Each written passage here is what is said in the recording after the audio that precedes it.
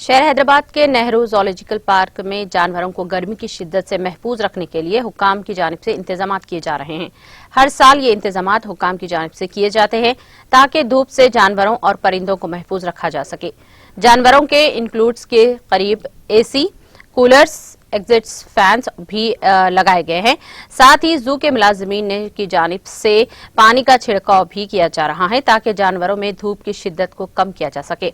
गर्मा के मौसम में शहर हैदराबाद के इस अहम चिड़ियाघर के जानवरों को बीमारियों से महफूज रखने के मकसद से जू के वेटरनरी डॉक्टर्स की जानिब से डी-इलेक्ट्रॉल पाउडर, विटामिन सी की दवाओं को जानवरों की ग़िज़ाओं में मिलाकर दिया जा रहा है ताकि जानवरों को इस शिद्दत के मौसम में हर किस्म की बीमारी से महफूज रखा जा सके।